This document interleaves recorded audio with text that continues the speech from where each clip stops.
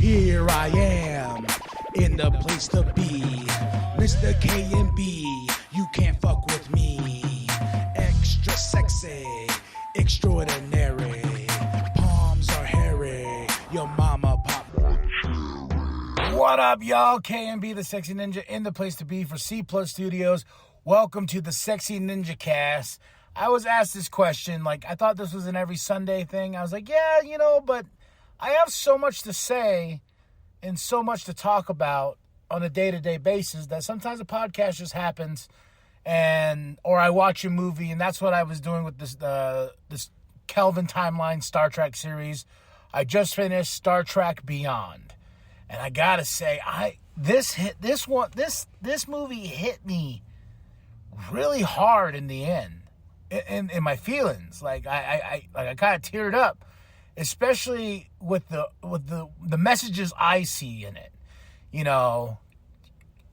The movie starts out with the Enterprise. It starts off in really great fashion, and this movie's directed by Justin Lin, written by Simon Pegg and another writer. And it's a very different movie. And what's so funny is the vibe I got, just because it's the vibe I got, and it's kind of like the ongoing joke and memes and stuff, is family. It's all about family. That Fast and Furious ongoing motto now, it's family. It's family, And Justin Lin being the director of this, it made me laugh inside a little bit. But I really like the story and with all the characters and how we split the characters up. Once Crawl, who's played by Idris Elba, who does a fantastic job, and it starts off in pure Star Trek fashion. Kirk is trying to tell these species, hey, this is a peace offering. They're not having it, and they're like, hey, fuck you. Was it stolen? He's like, no, it wasn't stolen. It's a gift. It's a gift that they're giving you, And they're like, we don't want it. And this item becomes very, very important to the story. They don't want it, so he takes it, gets beamed back aboard, and he was attacked by a lot of these species and whatnot. And Spock was like, "How's it go?" He's like, "Yeah, So we're 3 years We're 3 years in the mission, the 5-year mission. Everyone's getting a little antsy. Everyone's getting a little, we're going into space. Where 3 years is a very long time. And Kirk is questioning himself. He's questioning himself as a captain. He's questioning the, his mental mind state. And I think we all get like that when you're stuck in one spot. That resonated with me much more, And also, on the other hand, on the flip side, Spock, he finds out that himself, Ambassador Spock, from the future, passed away. And sadly, Leonard Nimoy did pass away before this movie was even filmed or anything like that, and we lost the great Leonard Nimoy. And that hit me too. And I'm just like, man. And, when Spock's told, now he has to face his own immortality. He has to understand, death comes for everyone. And he decides, what's important. Do I stay here in Starfleet, or do I go, back to New Vulcan, and I help my race and survive, have little Vulcan babies, basically, and be back on the Vulcan Council, because now Ambassador Spock, is gone. So, he's in the situation. Him and Uhura broke up because he's feeling all these things, and the fact too that he has to deal with knowing that, himself is dead. But also, we lost somebody in this franchise as well. So they go to this place called Yorktown. And what's funny is Yorktown is what was supposed to be the name of the Enterprise before it was called the Enterprise. Gene Roddenberry, he wanted to call it, that was one of his names for the ship itself. The USS... I forgot what I said, but that was cool. Yorktown, sorry. But it's this big, it's basically a city space station, if you will. I like what Bones called it. He called it a snow globe in space, that can crack any minute, and this and that, and everybody is on point. Like, we deal with the relationship of Kirk and Spock, and you know, there's always a good mixture between everyone, but I feel like in this movie, we got to be with everybody a little bit more, and like, we got to be with the crew, and I like the fact that we had to split them up. You know, and then you can see, you get more like, oh yeah, Bones and Spock over here, Chekhov and Kirk over here, you know, Uhura and Sulu are over here, are captured by Krall and stuff like that. So you know, they go to Yorktown, and maybe Kirk's like, yeah, I might step down as captain. He's gonna recommend Spock. You know, Sulu got back with his boyfriend and their adopted daughter. You know, everybody's like feeling the tension of this it's a 5-year mission, 3 years, and hopefully this kind of just soothes it out. So while they're there, a ship comes through and it's hailing Starfleet and being like, hey, you know, we got a problem, blah blah blah. They bring her down, and she was just like, hey, by the way, we were attacked out on the outer rim of space. You know, it was crazy. We need to go save the crew because they landed on the planet, and we just need to go back and save everyone. You know, this is what we need to do. And Kirk is a little like, yeah, I'll do it. And you know, and they're like, you don't. No, we have the best navigational system that'll go through anything. So he takes it upon himself because one, he's still questioning himself. He's still questioning like what is the purpose? You know, he's trying to live to his father's expectations of George, but he, you know, and there was a really great scene on the Enterprise before they hit Yorktown. It was Bones and him. They're talking, and Kirk's birthday's coming up, and he's like, "You were born the same day your dad died." You know, his dad wanted to be in Starfleet. You know, that's what his dad wanted to do, and Kirk was more on a dare by Pike. And how do we live with the expectations of that? You know, him trying to find himself and trying to understand that what everything, you know, he's trying to understand himself. That's the big thing. So while he's in Yorktown, he's talking about transferring down there, getting, you know, not having the Enterprise and whatnot. But the journey that he goes through in this movie shows him that he needs his crew, his family. He needs his ship, the Enterprise. You know, there's still some adventure inside of him. So we're dealing with that. We're dealing with Spock. So we got this beacon. They go out, boom, and this crazy swarm of ships that are just flying like bees and whatnot. You know, it's fucking crazy awesome. They come out and they attack the Enterprise, and the Enterprise is fucking going apart. And you find out that the alien that brought them out there, she was working for Krall. You know, it was an ambush pretty much because they needed that. The item they had in the starting of the movie because Krall needs it. It's, you know, it's a massive weapon that he's going to use to spread and kill start killing Starfleet, start killing these bases, start killing humanity because he was forgotten. You know, and he became something. He became a monster, you know. And so the ship's getting attacked, and it's just crazy, you know, and everything's falling apart, and everyone's escaping in pods, but Krall's soldiers were grabbing them and taking them down to the planet. And when you get to the planet, you find out that he's been doing this to a lot of other ships and, like, you know, bringing them down and this and that because of his crazy swarm and everything. And there's this really great shot while everyone's evacuating, you know, well, Kirk's like, hey, abandon ship.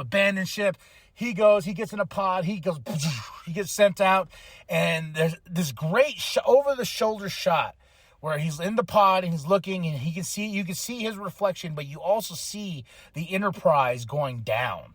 And I felt that was so symbolic of everything he's dealing with, and like, this is his he's failing what he wants to be, what he's trying to be. This is something that he didn't need, this burden, and now he has to save his crew. You know, now he has to be Captain James T. Kirk, you know, and seeing that image kind of really was like, damn, you know, I had some like personal things that I'm dealing with that I'm just like, I can relate to that. You know, you're seeing the ship go down and you're just like, damn, there's nothing I can do about it. Nothing I can do about it. It's like you're seeing your life crash in front of you when you really can't stop it from crashing. But you got to understand, from the ashes rises the phoenix, and you got to take it. And Uhura's with Crawl on their base and stuff like that. I don't know. He kind of like takes her in and trying to basically tells her his whole plan. He's like, hey, this is what we're doing. This, that. Sulu's with them. And you find out that Crawl and his people, they were an old Starfleet crew that kind of got lost out there in space, and this disease basically went and ate them up and changed them, and so the weapon they want, though, is like a crazy virus type weapon. So while all this is happening and the Enterprise falls, everyone's split up. Scotty split up. We meet this new character named Jayla, who helps Scotty, and she has a ship that she's using. She calls it her home and whatnot. So they go there. We have Bones and Spock, who are really not too close, but it was nice to see them like share a bondage to each other, like grow to like each other a little bit more, And Spock is with Chekhov. Really nothing with Chekhov really in that aspect, like just them trying to find the crew and everything like that. But while Spock and Chekhov is off, they're off with the person that brought him there, and they go to the ship to go get the item. But Kirk's like, no, she's gonna betray us some way, somehow, and Scotty's like, how'd you know? He's like, it's just what I know, man, And so after in this crazy awesome scene where they're in the ship and they trick her, and then they start shooting, and then they set out the thrusters, and basically the dish of the ship just and then they go off and they go meet up with Scotty and Jayla, and then they finally find Spock and Kirk. So when the band gets back together, it's like, oh hell yeah, now they got to go to Crawl's. They got to save the crew. So they start thinking, and it's fucking Kirk on a motorcycle. Come on, causing a distraction. This movie's very fast. It's like it's a 2-hour movie, and it just, when it starts, and I just feel like that's Justin Lin's way of being like, all right, bitch, here we go. Sit your ass down. Let's do this. So they go to Crawl. Crawl goes off, on his ship, and he's taking his swarm with him. And Kirk is there. He's causing distractions. And they save the crew. Scotty beams them out 20 people at a time to the USS Franklin. That was Crawl's ship that you find out later. That was abandoned and stuff like that, but now it's flying again. When they got that ship in the air, it was pretty fucking cool, man. They had to go off this ledge of the rock and whoosh, and just warp up. Pew, pew, pew, pew, pew. So we get into all that. We save the crew. Now they're like, okay, Crawl's going to Yorktown. That's where he's going. That's where he's going to release this crazy virus thing that's going to kill everybody. So they're on the crew's back. They're all on deck on the USS Franklin. They go after Crawl, and they're trying to figure out, how do we stop that swarm? That swarm is really impossible not to stop because they're all in sync. They fly, And so the best part about it is they talk about jamming their frequencies, And so Bones and Spock go into one of those swarm ships. And they're trying to figure out, like, yeah, we need some form of thing to jam their comms, and something that's going to just make them all go haywire and go explode and stuff like that. And Jayla, she has this radio that she found, and she was playing Fight the Power by Public Enemy, which was awesome. Earlier in the movie, Scotty's like, oh, is this music? And she's like, yeah. And he goes, oh, not my taste. But, she goes, I like it because it's loud, and I like the beat, That's what I like about it. They're shouting. And so when they're going, they set the frequency. They're letting Yorktown know, like, hey, we know how we're going to kill him. And man, she goes, did you pick this up? Are you ready? They're like, yeah. This made me like smile ear to ear. And like Kirk's sitting in his chair, and they're going, you just see the swarm, you see the Franklin, and they're all about to get, and all of a sudden, sabotage! It just goes off, and then they're going through the swarms, and they send the frequency. They tell Starfleet, like, yo, blast this out, and they do, and it was just an awesome. It was like they're riding this wave of all these ships. The Franklin is, and all these ships are just exploding. And then when they send this thing to Starfleet to send it out, and the defenses of Yorktown, boom, it was fucking awesome, man. I was like, yeah, bitch. So, but Krall gets into Yorktown, with his couple ships. Spock and Bones go after him. They drive the Franklin inside of Yorktown to go after Krall and everything. And it's funny, with the name Krall, I was like, another bad guy with the letter K in the name. Last one was Khan, now we got Krall. So they go and they find out like he's going to go to the center of Yorktown and he's going to release the disease there. So they go. It's a go situation, and it's just a cat and mouse chase. Kirk gets up there. They're trying to they figure out a way, and it was a really fast way to like, okay, boom, in pure fashion of Star Trek, like things kind of just figure itself out, and the story, all the check marks happen. But like I said, this felt like an 2-hour, 30-minute episode you get from the original series. That's how it felt. It was very fast paced, this, that. So Krall gets defeated, and he got in the message with that I got, especially when Starfleet's like, well, this case is now closed just because we thought when they disappeared, we thought he was a good man, blah, blah. And Kirk just kind of goes, yeah, he kind of got lost, he got lost in himself. He got lost to being a soldier and everything like that. And that was a little heartbreaking. But the best part about it is the overall message was family and crew, your crew, man. And Bones takes and there's, before I get to it, the part that really teared me up, like really got me, is at the end, everyone's recovering and this and that. Spock's going through Spock's stuff, and he grabs his box and he opens it, and there's a picture of the OG crew, George Takei, fucking, like, I'm getting all teary-eyed just thinking of it, because, William Shatner's Kirk, original crew member. It was just really awesome, man. It was just really awesome. And Leonard Nimoy, like, everyone in original OG crew, the picture that he was carrying around with him just made me really, really sad, because I was like, damn, that's, forever awesome. Just that imagery right there, that choked me up for the rest of the movie. And we get to a point where Bones tells everyone it's Kirk's birthday. They celebrate his birthday and whatnot, and they all stop for a second. They all look, and the Enterprise is getting put back together. And what I really liked about this ending for this movie was when, after it was getting together, and once it was together, you got space, the final frontier. This is the spiel, the good, but it was everybody mixed in.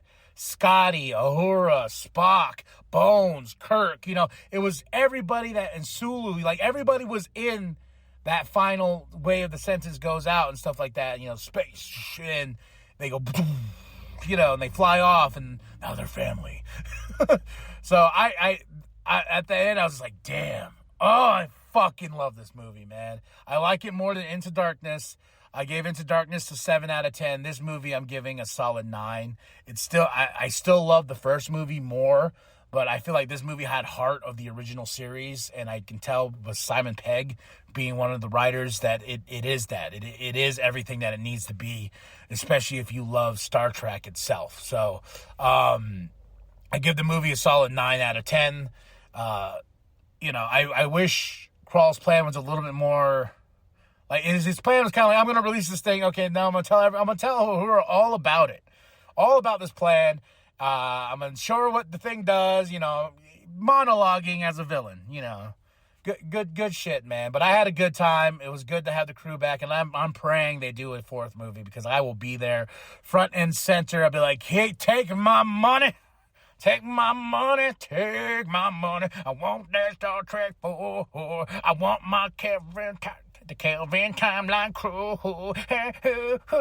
So, tell me what you think. Did you watch Star Trek Beyond? If not, go watch it. If you haven't seen any of these movies, go check it out. This is considered the Kelvin Timeline because it's an alternate universe of the Enterprise crew, the USS Enterprise crew, and there's so much adventures, the comic books that I want to jump into again, that you get part of their 5-year mission. you know, they expand upon that so you can see what was happening in this 3 years. There's also a great prequel comic to Into Darkness. There's some stuff where you get the backstory of Khan and his crew and everything like that. They're still expanding on that universe a little bit here and there, not as much as they were, unless a fourth movie's around the corner. And there's also this great crossover with Green Lantern and this Star Trek crew where they meet each other. Kirk becomes a Green Lantern at one point.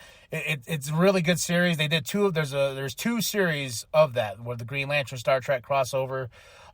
Spectrum, I think the Spectrum War or something. I think that was the second one. But man, it's really fucking fun. And I believe Spock becomes a Blue Lantern, if I remember right. Now I want to reread this series. Now that I've jumped back into this universe, especially with this timeline, I'm all in, man. Like, let's do this. And while I was like writing some notes out for Star Trek Beyond as it was going, after I got done and everything like that, I put on, there was a Star Trek Next Gen marathon. I was like, oh, fuck it, man. Trekkie Day. So tell me what you think. Drop those comments below. After that, like and subscribe. Share with your grandma. Share with your grandpa. Share with the bum down at Walmart. I am KMB, the sexy ninja. And as always, stay sexy, ninjas. That's a good one. That's a good one. And live long and prosper. Whoop, whoop! Welcome to the wicked shit. Oh, yeah.